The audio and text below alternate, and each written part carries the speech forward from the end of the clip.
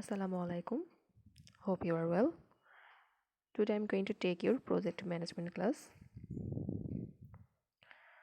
Today discuss about the chapter 2 project initiation. আমরা আমাদের previous যে ক্লাসটা ছিল ওখানে ডিসকাস করেছিলাম বেনিফিট মেজারমেন্ট মেথডস নিয়ে। ওখানে আমরা কয়েকটা বেনিফিট মেজারমেন্ট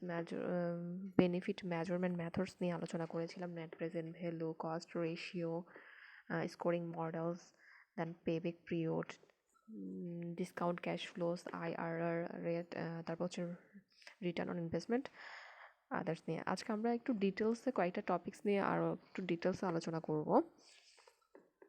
নেট প্রেজেন্ট ভ্যালুটা কি দেখেন, the difference between the present value of the future cash flows from an investment and the amount of investment. Present value of the expected cash flows is computed by the discounting them at the required rate of discount. That means আমরা যে ফর্মুলাটা দিয়ে net present value calculate করি সেটা হচ্ছে আমাদের যে বর্তমান যে ক্যাশ ফ্লোস থাকে এবং ফিউচারে যে ক্যাশ ফ্লোস থাকে ওইটার উপর ডিফার করে কিন্তু আমরা কি করি, নেট প্রেজেন্ট ভ্যালুটা ক্যালকুলেট করে থাকি। নেট প্রেজেন্ট ভ্যালু যে ফর্মুলাটা রয়েছে সেটা হচ্ছে summation RT divide by 1+I whole square T. এখানে সামিশনের উপর যে অ্যানটা রয়েছে সেটার মানে হচ্ছে total number of the periods, মানে আমরা কত বছরের জন্য ক্যালকুলেট করে এনপিবিটা ক্যালকুলেট করছি। 5 বছরের জন্য, 2 বছরের জন্য, 6 বছরের জন্য, যত বছরের জন্য আমরা এনপিবিটা ক্যালকুলেট করব তত বছরই এখানে আমাদের কি করতে হবে, যোগটা তত বছরের ক্যাশ ফ্লোটা আমাদেরকে এখানে যোগ করে দিতে হবে। টি মানে হচ্ছে time of the cash flows, and I মানে হচ্ছে দ্য ডিসকাউন্ট রেট, আমাদের একটা ডিসকাউন্ট রেট দেওয়া থাকবে। ক্যাশ ফ্লোস মানে আমার ফিউচারে, আমার বর্তমানে যদি 10,000 টাকা সেটা থাকে, বা ফিউচারে যদি 10,000 টাকা থাকে, সেটা কত পার্সেন্ট ডিসকাউন্টে আমার প্রেজেন্ট ভ্যালুটা হচ্ছে। তারপর হচ্ছে are the net cash flows, that means হচ্ছে ক্যাশ ইনফ্লো এবং ক্যাশ আউটফ্লো, আমার কী পরিমাণ টাকা আমার অর্গানাইজেশন বা কোম্পানিতে ঢুকছে এবং কী পরিমাণ টাকা বের হচ্ছে, এই দুইটার মাইনাস ফিগারটা হচ্ছে এখানে আরকে বোঝাচ্ছে, নেট ক্যাশ ফ্লোকে ইন্ডিকেট করা হচ্ছে।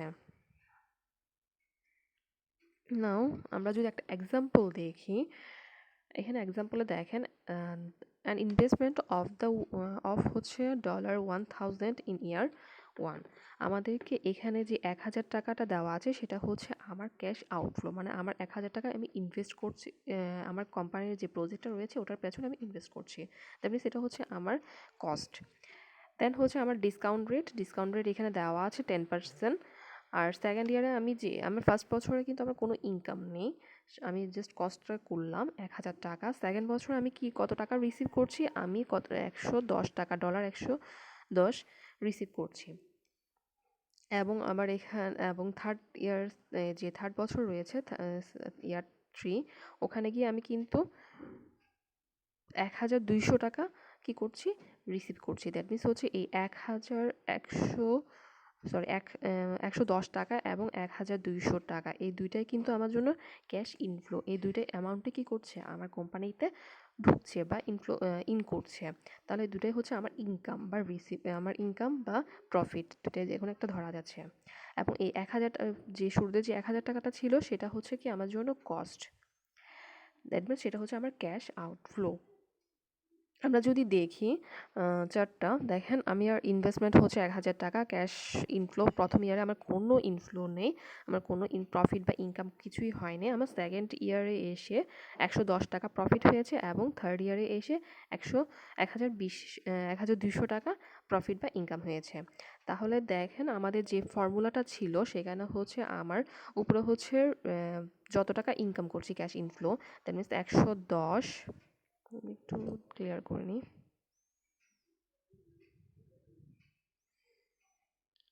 দ্যাট মিনস হচ্ছে 110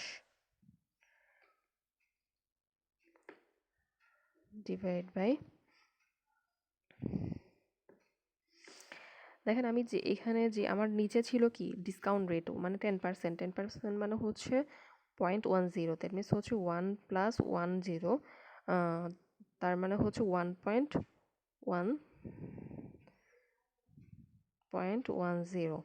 আর এখানে আমাদের যেহেতু বছর 1, এখানে যেহেতু আমাদের একটা বছরের জন্য আমরা এটা ক্যালকুলেট করছি, সেজন্য আমাদের ইয়ার হচ্ছে এখানে মানে আমি ইনকাম করেছি কিন্তু ফার্স্ট ইয়ারই ইয়ার 2 হলো, কিন্তু আমি প্রথম ইয়ারে কিন্তু কোনো ইনকাম করিনি, তাহলে এটা আমার এখানে হচ্ছে বছর 1।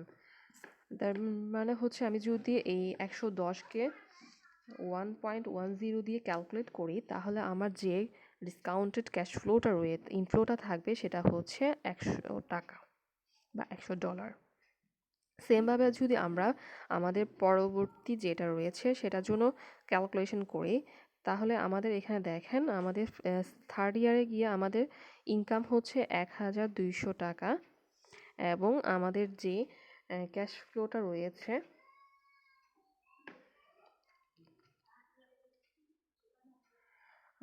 1+ ডিসকাউন্ট রেট, দ্যাট মিনস হচ্ছে 1+ ডিসকাউন্ট রেট হচ্ছে 1.10 হোল স্কোয়ার 2। এখানে কিন্তু থার্ড ইয়ারে হলো আমাদের এই ইনকামের ক্ষেত্রে এটা হচ্ছে 2 ইয়ার, দ্যাট মিনস হচ্ছে আমি যদি 1.10কে 2 দিয়ে হোল স্কোয়ার করি, দ্যাট মিনস আমার যে রেজাল্ট আসবে সেটা হচ্ছে 1.21, এবং আমার 1200কে যদি আমি 1.1 দিয়ে ক্যালকুলেশন করি, তাহলে আমার রেজাল্ট আসবে 991.74।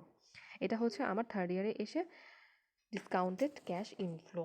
এবং আমাদের যে ক্যালকুলেশনটা থাকে নর্মালি হচ্ছে আমাদের এনপিপিটা হচ্ছে আমার 1000 টাকা ইনকাম হয়েছে, এবং তার থেকে আমার এখানে আমার মাইনাস হবে,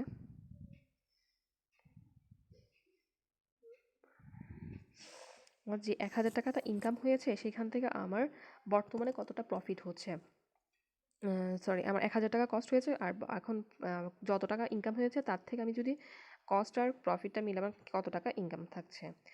দেখেন আমাদের হচ্ছে আমাদের যে 1000 টাকা ইনভেস্টমেন্ট আমরা যেখানে করেছি, এখন আমাদের বর্তমানে ইনকামটা হচ্ছে 100 প্লাস আর 99 আমার এখানে একটু মিস্টেক হয়েছে, আমাকে আগে 100-এর সাথে প্রথম বছর হচ্ছে আমার 100 টাকা $100 ইনকাম ছিল, এবং সেকেন্ড বছরে এসে আমার ইনকাম হচ্ছে 99.174। দ্যাট মিনস আমার টোটাল ইনকাম হচ্ছে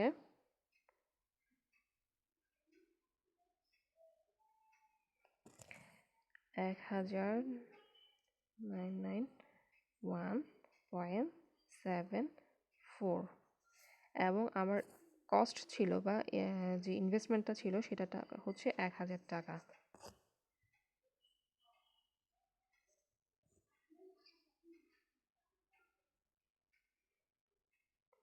আই এম সরি, আমার সামথিং মিস্টেক হচ্ছে।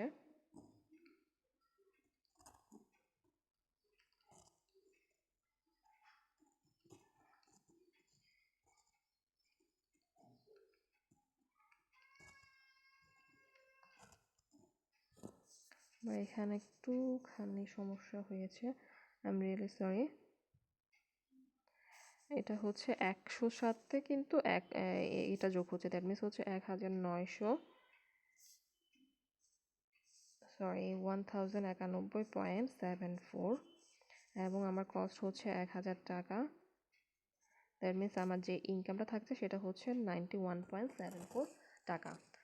আই হোপ আপনারা বুঝে নিয়েছেন জিনিসটা। আমাদের যে ইনকামটা থাকবে সেটা টোটালটা আমাদের যোগ করে নিতে হবে যত বছরের জন্য থাকুক সেটা, এবং যে ইনভেস্টমেন্টটা থাকে বা যে কস্টটা থাকে সেটা আমাদেরকে সাবস্ট্রাক্ট বা মাইনাস করে দিতে হবে। তাহলে আমাদের যেটা থাকে সেটার উপর ডিপেন্ড করে কিন্তু আমাদেরকে ডিসিশন নিতে হবে যে আমরা এই প্রজেক্টে ইনভেস্ট করব কি না করব না।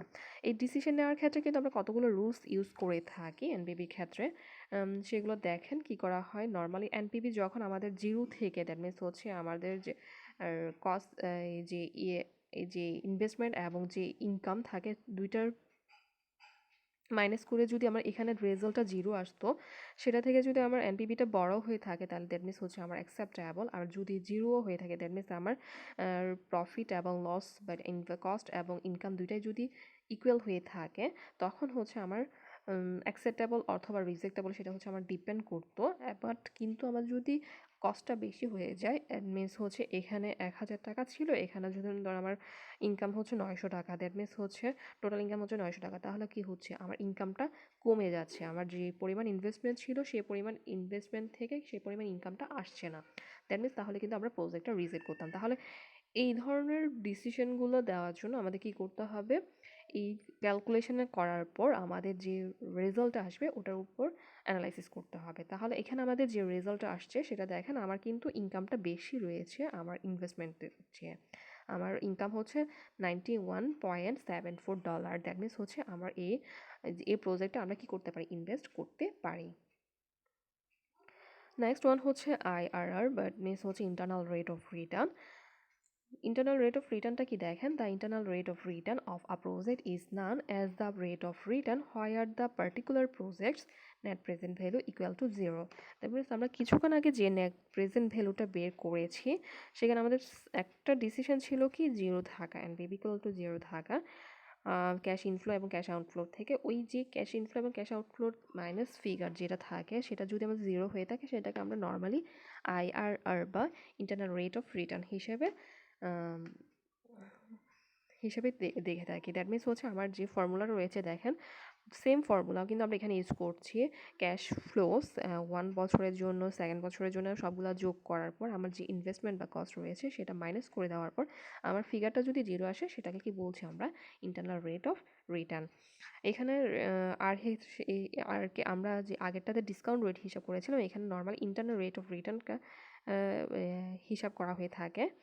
এবং আমরা যদি দেখি এখানের ডিসিশনগুলো কি হয়ে থাকে, if the IR decisions, if we have one project, most of the time we need to basic rule independent project, IR যদি cost of capital থেকে বেশি হয়ে থাকে should be acceptable, IR যদি cost of capital এর সমান হয়ে থাকে এটা অনেকটা ডিপেন্ডেন্ট করছে অ্যাকসেপ্ট করব কিনা করব না, বাট এটা অনেক ডিপেন্ড করছে প্রোভাইড দ্য মিনিমাম রিটার্নের উপর, রিটার্নের কি পরিমাণ আমাদেরকে রিটার্ন আসছে সেটার উপর বেসিস করে কিন্তু আমরা এটা ডিসিশন নির্ভর করে থাকে।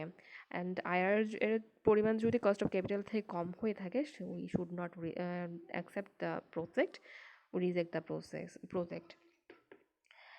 নাও আমরা যে এনপিভি আর IRR নর্মালি কী করে থাকে, দুইটা জিনিসই দেখলাম, সেম জিনিস বলতে গেলে অনেকটা, এবং দুইটার মধ্যে আমাদের যে নেট প্রেজেন্ট ভ্যালু এবং ইন্টারনাল রেট অফ রিটার্ন আমাদেরকে দুইটাই কিন্তু সেম ডিসিশন দিয়ে থাকে। দ্যাট মিনস দুইটার ক্ষেত্রে কিন্তু আমরা ম্যাক্সিমাম বা হায়ারটা কি করে প্রাধান্য দিয়ে থাকি। যদি মিউচুয়াল এক্সক্লুসিভ প্রজেক্টের ক্ষেত্রে দেখা যায় যে initial investment are substantially different আর timing cash flows is substantially different. যখন আমরা দুইটা প্রজেক্টের মধ্যে যখন একটা চুজ করতে যাব, স্বাভাবিকভাবে আমাদেরকে কি করতে হবে, আরেকটা চুজ করা যাবে না। সো যেটা চুজ করতে সেটার জন্য আমাদের কি হচ্ছে, সেটা হচ্ছে আমাদের মিউচুয়ালি এক্সক্লুসিভ প্রজেক্ট, ওইটাকে আমরা মিউচুয়াল এক্সক্লুসিভ প্রজেক্ট হিসেবে গণ্য করছি। মিউচুয়াল এক্সক্লুসিভ প্রজেক্ট দেখেন এখানে বলা আছে if you choose one you can not choose the others. তাহলে আমাদের কি করছে, আদার্স একটা চুজ করার জন্য আদার্সটাকে গিভ আপ করতে হচ্ছে। তাহলে যেটা চুজ করবো সেটা হচ্ছে আমাদের জন্য একটা মিউচুয়াল এক্সক্লুসিভ প্রজেক্ট হিসেবে গণ্য করা হচ্ছে। স্বাভাবিকভাবে এখানে একটা এক্সাম্পল দেওয়া আছে, you can choose the at and graduate school at either Harvard অথবা স্ট্যানফোর্ড। আপনি যে কোনো একটা থেকে কিন্তু আমরা কি করতে পারবেন, গ্রাজুয়েট কমপ্লিট করতে পারবেন। দুইটা ভার্সিটি থেকে কিন্তু একসাথে আপনি গ্রাজুয়েট কমপ্লিট করতে পারছেন না। তাহলে আমরা কি করতে হচ্ছে, যে কোনো একটা চুজ করতে হচ্ছে, এবং যেটা চুজ করবে সেটাই হচ্ছে আমার জন্য মিউচুয়ালি এক্সক্লুসিভ হয়ে যাবে। আর নর্মালি যে আমরা ডিসিশনগুলো নিয়ে থাকি সেটা আমরা আগেই দেখেছি, এনপিভি যখন হায়ার হয়ে থাকে সেটা হচ্ছে আমাদের জন্য বেটার অপশান হয়ে থাকে। সেমভাবে IR যেটা আমাদের হায়ার সেটা আমাদের জন্য বেটার অপশান হয়ে থাকে। নর্মালি IR এবং এনপিভি দুইটা সেম হলো আমরা যখন শর্ট টার্ম প্রজেক্ট ক্যালকুলেশন বা এভালুয়েট করে থাকবো তখন আমরা নর্মালি IR এর টা ইউজ করে থাকি। দ্যাট মিনস শর্ট টার্মের ক্ষেত্রে কিন্তু IRR ইউজ করা হয়ে থাকে, এবং যখন আমরা লং টার্ম কোনো প্রজেক্ট ইভালুয়েট বা অ্যানালাইসিস করব তখন কিন্তু আমরা নর্মালি এনপিভিটা দিয়ে ক্যালকুলেশন করে থাকি বা অ্যানালাইসিস করে থাকি। দ্যাট মিনস বলা যাচ্ছে কি শর্ট টার্ম প্রজেক্টের ক্ষেত্রে IRRটা হচ্ছে আপনার প্রেফারেবল, এবং লং টার্ম প্রজেক্টের ক্ষেত্রে এনপিভিটা হচ্ছে আপনার জন্য preferable. Now the project charter, this is our last topics. আমরা যে চ্যাপ্টারটা আলোচনা করছিলাম সেটা ছিল আমাদের হচ্ছে প্রজেক্ট ইনিশিয়েশন, এবং প্রজেক্ট ইনিশিয়েশনের লাস্ট যে আউটকামটা থাকে সেটা হচ্ছে প্রজেক্ট চার্টার। নর্মালি প্রজেক্ট চার্টারটা কি দেখেন, project charter is a formal or document, short document which describes the project entirely. That means হচ্ছে প্রজেক্ট চার্টার এমন একটা ডকুমেন্টস যেখানে আপনার প্রজেক্টের সব কিছু থাকবে। দ্যাট মিনস হচ্ছে আমরা প্রজেক্টটা কী, আমরা প্রজেক্টের অবজেক্টিভসটা কী, আপনি এটা কীভাবে ক্যারি করবেন, আপনি এটা আপনার স্টেক হোল্ডার্স কারা, দ্যাট মিন আমরা প্ল্যানিংগুলো কী, আমরা পারপাসটা কি, মোটিভ কি, নর্মালি এভরিথিং কি করা হয়ে থাকে এখানে ইনক্লুড করা হয়ে থাকে। দ্যাট মিনস আমি যখন একটা সহজ কথায় বলি, আমি যখন কোনো একটা সেকেন্ড পার্টি থেকে যখন কোনো একটা প্রজেক্ট পাবো, সেটা আমার যে ডকুমেন্টের মাধ্যমে ইস্যু করা হচ্ছে ওটাকে কিন্তু প্রজেক্ট চার্টার হিসেবে বলা হয়ে থাকে। The purpose of the project charter কিছু পারপাস থেকে থাকে, সেগুলো হচ্ছে document that formally authorises the project, provides the authority to the project manager to use the organizational resource, and the last one is start the project planning. এবং আমরা কিন্তু স্বাভাবিকভাবে আপনি যখন একটা প্রজেক্টে পান ওটা ইস্যু করার পরে কিন্তু আপনি কি করতে পারবেন, কাজ করতে পারবেন। সো আমরা প্ল্যানিং থেকে শুরু করে, কাজ থেকে শুরু করে ফর্মালি যখন আপনি অর্ডারটা পান, ফর্মালি অর্ডার পাওয়ার পর থেকে কিন্তু কী করবেন, আমরা প্রজেক্টের স্টার্টটা শুরু হয়ে থাকে এবং আমরা কাজটা শুরু হয়ে থাকে। সো প্রজেক্ট চার্টার মেনলি যদি আমরা ডকুমেন্টারি নর্মালি আমাদের যে মৌখিক কথায় যদি আমরা কোনো একটা প্রজেক্ট স্টার্ট করি, সেটা কিন্তু আমাদের অনেকের জন্য তেমন একটা ট্রাস্টেবল বা আমাদের জন্য ঠিক না, পরবর্তীতে কোনো প্রবলেম হতে পারে। সেই জন্য আমাদের কি নর্মালি কী করতে হয়, ডকুমেন্টারি কোনো একটা অর্ডারটা সাজেস্ট করতে হয় এবং ওই ডকুমেন্টারিলি বা আমরা কোনো কাগজপত্রের মাধ্যমে যখন ইস্যু করা হয় সেটা কি হচ্ছে আমার জন্য অনেকটা সেফ থাকে এবং ওটা পাওয়ার পর কিন্তু কী হয়, আপনার কাজটা শুরু করা উচিত। প্রজেক্ট চার্টারে কিছু কন্টেন্টস থাকে একটা স্বাভাবিকভাবে, সেগুলো হচ্ছে প্রজেক্ট ম্যানেজার নেম, ওখানে আমরা প্রজেক্ট যে ম্যানেজার থাকবে তার নেমটা এখানে উল্লেখ থাকবে। তারপরে organisation team, requirements and business needs, description of the end result, main deliverables, stakeholders in process, business case, summary, milestone, that means হচ্ছে estimated the deadline, তারপর হচ্ছে summary budget, তারপর হচ্ছে assumption and constraint। এই সবগুলো কিন্তু একটা প্রজেক্ট চার্টারের মধ্যে থাকে। আমরা যদি একটা এক্সাম্পল দেখি তখন দেখেন একটা প্রজেক্ট চার্টার যে ফর্মটা থাকে সেখানে project name, authorised name, organisation, project contents in the background, then হচ্ছে expected business benefit, proposal start date, project objectives, কি আউটপুট, ডেলিভারেবল, এই সবগুলো কন্টেন্টস কিন্তু একটা প্রজেক্ট চার্টারের মধ্যে ইনক্লুড থাকে। That's all for my today's class. আসসালামু আলাইকুম।